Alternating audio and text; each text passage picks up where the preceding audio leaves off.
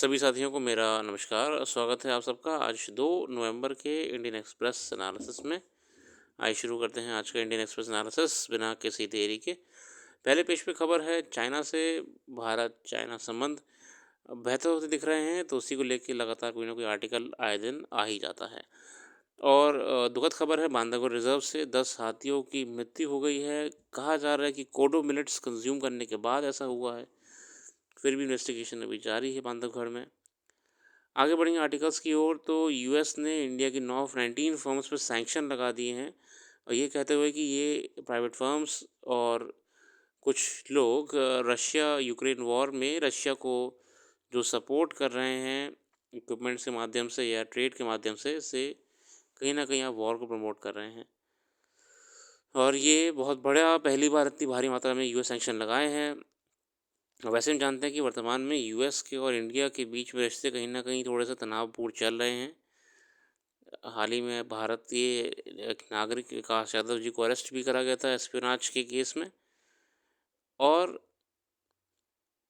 भारत का चीन की तरफ झुकाव होना भी थोड़ा-सा यूएस को पसंद नहीं आया क्वाड के संदर्भ में, क्योंकि जहाँ क्वाड में भारत की हिस्सेदारी थी, चाइना को रोकने के लिए, चाइना की एक्सपेंशन पॉलिसीज़ को रोकने के लिए, वहीं पे भारत का चाइना के साथ अचानक से एक अच्छा झुकाव थोड़ा-सा यूएस और भारत के रिश्तों में खटास का कारण बन गया है, ऐसा कई लेख कह रहे हैं। फिलहाल आगे बढ़ते हैं अन्य आर्टिकल्स की ओर। पहला आर्टिकल है द अनलिफ्टेड ग्रेन। ये समस्या हर साल कभी ना कभी ये न्यूज़ में आ ही जाती है। यहाँ पे हम एड्रेस कर रहे हैं बेसिकली किन चीज़ों को, कोल्ड स्टोरेज को,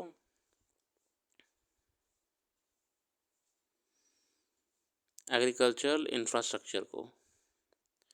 अब हो क्या रहा है कि फार्मर्स जो उत्पादन कर रहे हैं वो सरकार खरीदती है, प्रोक्योर करती है। पर अब इतनी भारी मात्रा में नहीं ले पा रही है। कारण ये है कि सरकार जब खरीदती है, प्रोक्योर करती है या एफसीआई लेती है, तो वो उसे रखती है, वेयर हाउसेस में रखती है, कोल्ड स्टोरेजेस में रखती है।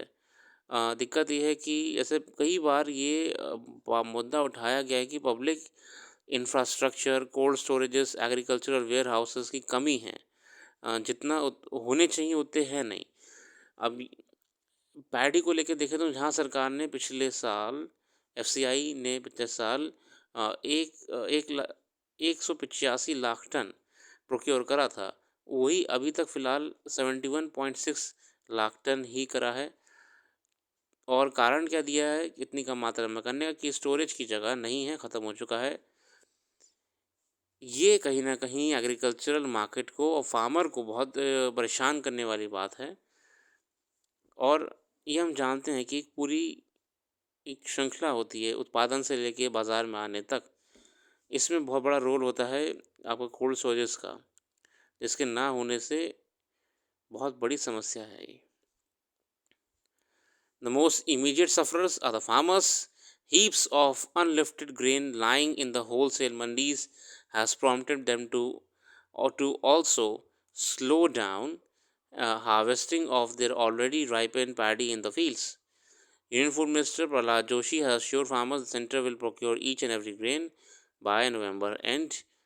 किसान भी परेशान हैं कि जब तक उनका ये वाला स्टॉक नहीं चला जाता है तब तक वो जो ऑलरेडी फसल है उसको भी हार्वेस्ट करने से घबरा रहे हैं। But it isn't just poor short term planning, some has to answer for the FCI's inability to move out last year's rice procured from Punjab and Haryana. अब जैसे मैंने आपको कुछ देर पहले बताया कि एफसीआई ने जहां पिछले साल 185 लाख टन प्रोक्योर करा था, वहीं इस साल 71.6 ही करा है। कारण क्या दिया? कारण मैंने को बताया कि जो स्टोरेजेस हैं वहाँ पे जगह नहीं बची है और रखने की। अच्छा, दिक्कत क्या आई कि पिछले साल का भी स्टॉक इसमें मौजूद है, थोड़ा बहुत बचा हुआ है। तो क्वेश्चन यहाँ पे ये खड़ा होता है कि एफसीआई इतना सारा स्टोर करके किसके लिए रखी हुई है? अभी तक ये बाकी स्टेट्स को क्यों नहीं पहुंचा है? जहाँ पे अनाज के दाम इतने बढ़ते जा रहे हैं, वहाँ पे हमारा अनाज यहाँ पे रखा रखा सड़ रहा है। अभी तक क्यों नहीं अदर स्टेट्स तक ये सारा पहुँचाया गया, जहाँ पर ज़रूरत है? poor planning. There is to blame equally, if it not more serious, is the policy failure to wean the two states away from paddy cultivation. Unlike wheat, there is no dearth of other states, whether it is in the north, south, east, or central India, that can grow rice enough to meet the country's consumption requirement. The fact that paddy area in Punjab and Haryana touch around 22.4 lakh and 16.4 lakh hectares respectively, तो पंजाब हरियाणा में देखिए हम तो आपका paddy production Punjab में 32.4 लाख और हरियाणा में 16.4 lakh hectare का है, testifies to the absence of political will to address the real problem. India is today producing too much rice, which is borne out by the all-time high opening stocks of 386.8 in government warehouses. और जो stock हम देखें तो आज तक का सबसे ज़्यादा स्टॉक पड़ा हुआ है, बेकार रखा हुआ है, 386 लाख टन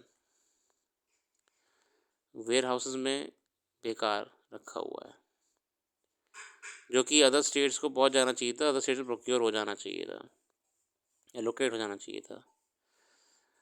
वो चिंता का विषय है एग्रीकल्चर में और मार्केट के लिए भी अपने आप में। आगे बढ़ते हैं।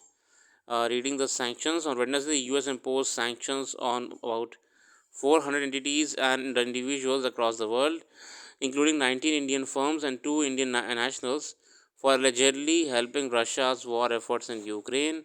Most of the Indian entities sanctioned are suppliers of electronic components. A few supply aircraft parts and machine tools and components, among other items. The US State Department said that the move aims to address evasion of sanctions and target entities in multiple countries like China, Malaysia, Thailand, etc. फिलहाल US ने ये sanctions लगाए हैं ये कहते हुए कि कहीं ना कहीं रशिया को वॉर में सपोर्ट कर रहे हैं, जो कि गलत है। The Indian government should neither take offense at the sanctions nor ignore them as a decision of outgoing US president. It should instead treat them as a caution. In the past, when it came to crude oil sanctions, the US had provided India some relief. But the current restrictions are referred to goods the US views as directly boosting Russia's military capability. और ये कहीं ना कहीं serious बात है कि US को ये इसलिए लगाए हैं कि आप कहीं ना कहीं रशिया की मिलिट्री कैपेबिलिटी को स्ट्रॉन्ग कर रहे हैं, जो कि रशियन यूक्रेन वॉर में उसको मदद करेगा। थोड़ा सा इसको एड्रेस करने की ज़रूरत है। हालांकि अब चुनाव वहाँ पे यूएस में चल रहे हैं, तो जब तक नई सरकार नहीं बन जाती तब तक चिंता की बात नहीं है, मगर फिर भी it's a matter of concern.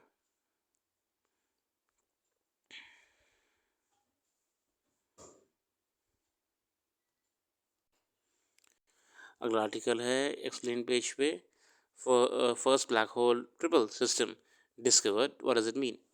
A new study says scientists have discovered a black hole triple in space for the first time. The system comprises a black hole at its center, currently in the process of consuming small stars spiraling very close to it. There is also a second star which appears to be circling the black hole but is actually far away. The discovery system, located at 8,000 light years away from Earth, has raised question about how black holes are formed. A black hole is a region in space where pull of gravity is so strong that no matter how light can escape it. Astronomers believe most black holes are formed after the massive stars explode at the end of their lives, known as a supernova. However, the triple system is a gentle process. The study, the black hole low mass X-ray binary V404 Cygni, part of white triple, was carried out. एक अध्ययन करा गया, उसके बाद ये बात एक अध्ययन के बाद ये बात निकल के आई है कि ब्लैक होल और तरीके से एग्जिस्टेंस में है यहाँ पे। A failed supernova, the Budge and his colleagues have proposed that V404 Cygni has two stars around it, as the black hole did not arise from supernova, which typically kicks away the outer stars in the explosion. Instead, it was formed through an other process called direct collapse, where star caves in after expanding all its fuel but does not explode. तो ये कह रहे हैं कि अलग तरीके से बना हुआ है। We call these events a failed supernova, और इसको कह रहे हैं फेल्ड सुपरनोवा C404 सिग्नी को।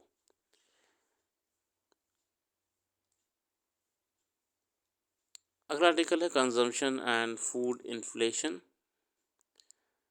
ये आर्टिकल लिखा है उदित मिश्रा जी द्वारा। Over the past few days, several observers of the Indian economy has noted that urban India, especially the megacities, are the new areas of concern when it comes to economic activity. हम जानते हैं कि बहुत बड़ा consumer market आपका शहरी क्षेत्रों में रहता है. The improvement in rural demand is reflected in rising FMCG sales reported by Nielsen IQ, which grew 5.2%. FMCG sales बढ़ी हैं, 5.2% की ग्रोथ देखने को मिली है. और लंबे समय से ये सेक्टर बहुत ग्रो कर रहा है. A big reason why urban India seems to be doing worse than rural India is a high food inflation. मगर एक बात ध्यान में कल के आई कि रूरल इकोनॉमी फिर भी ठीक चल रही है अर्बन इकोनॉमी के मुकाबले. क्यों चल रही है, ऐसा क्या है? हायर फूड इन्फ्लेशन बताया जा रहा है कि शहर में ज़्यादा महंगाई होने से कंजम्पशन अब कम होता जा रहा है. As Indian Express has reported, executives at Tata Consumer Products Limited have flagged concerns over the softness in urban demand, and those at Nestle India have pointed out megacities and metros as pressure points and blamed the muted demand partially on high food inflation. अब बात ही निकल के ये आई है कि जो food inflation ज़्यादा होने की वजह से कंज्यूमर्स ने स्पेंडिंग कम कर दी, जिसका असर एफएमसीजी ग्रोथ पे पड़ा है. लगभग एफएमसीजी क्षेत्र में रहने वाली कंपनियों की जो सेल्स है वो 2% तक कम हो चुकी है, और ये माना जा रहा है कि महंगाई होने से कंज्यूमर अब खर्च कम कर रहा है. But a close look at inflation data shows that high food inflation impacted rural households more than urban ones. Here's how. अब उन्होंने अपने डेटा का एक बताया हुआ है एनालिसिस, हम उस पर डिटेल्स में नहीं जाएंगे, पूरा डेटा आपके सामने मौजूद है. मगर अर्बन डिमांड कम हो रही है. Food inflation contributed 73.1% to the headline rural inflation, but only 56.1% of headline urban inflation. This is because of the disproportionately higher weight food holds in the rural consumption basket. Center for Monitoring Indian Economy's Economic Outlook said in a research note, take an example, vegetable prices. If they go up by say 10%, how does it matter whether you are in the urban India or rural India? अब बताने का प्रयास करेंगे. चलिए मान लीजिए कि अगर सब्जियों के दाम बढ़ जाते हैं, 10% बढ़ जाते हैं, तो इसका असर कैसे, ये फ़र्क कैसे हो गया अर्बन रूरल के बीच में. अब देखिए, vegetable inflation contribute the most overall headline inflation, ज़्यादा कंट्रीब्यूट करता है. In rural and urban areas vegetable inflation was almost the same at 36% or 35.9%, but the testing is different. Vegetables have weight of 7.5% in the rural CPI and 4.4% in the urban CPI. Due to the relatively larger importance of vegetables in rural consumption, it contributed 45% of the headline rural inflation. In contrast, vegetable inflation only contributed 31% to the headline urban inflation. When on September 14, the center raised the import duty on edible oils, it led to rise in prices, but the negative effect was more in rural areas. In urban areas, the price index has increased to 2.4% in September in comparison. तो overall ये rural market expand बहुत तेज़ी से कर रहा है. Consumer market है आपका, ये ऑब्जर्व करा गया है. We have seen about how rural India is more affected even when food inflation is lower than urban area. But the red line shows food inflation is often higher in rural India than in the urban India. In fact, it has been higher for most of the current fiscal financial year. The upshot, rural India may be consuming more at a faster rate than it did last year, but high food inflation is still pinching. It's more than it pinching urban India.